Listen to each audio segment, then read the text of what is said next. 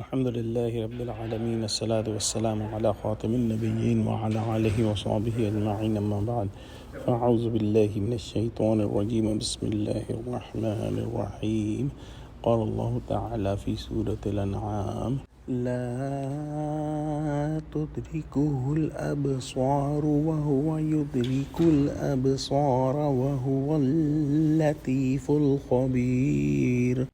Translation: No eyes can see him, nor vision can perceive him, although he comprehends and sees all the eyes and all visions, and he is the subtle, knowing all mysteries, all aware. Allah subhanahu wa ta'ala's essence cannot be seen by any eye, and he is so subtle and latif that the human eye cannot see him. Hazrat Shah Sahab said that no eye can see Allah subhanahu wa ta'ala unless Allah subhanahu wa ta'ala gives the eye the quality that can see him.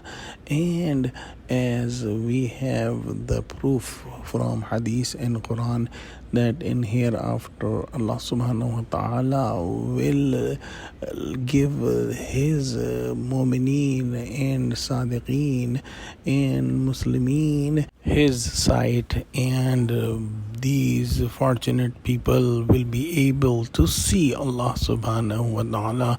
In some narrations it is also mentioned that Prophet Muhammad sallallahu alaihi wasallam had the honor of seeing Allah subhanahu wa ta'ala during the night of Isra. Some scholars have translated the meaning of idrak as to encompass, and they explain that no eye can encompass the essence of Allah subhanahu wa ta'ala, but Allah subhanahu wa ta'ala encompasses each and everything, including the eyes and vision of all of his creation. So Allah subhanahu wa ta'ala is latif and subtle in the sense that no eye can see him, and Allah subhanahu wa ta'ala is al-khabir and all-knowing, that he knows each and every creation and all the eyes and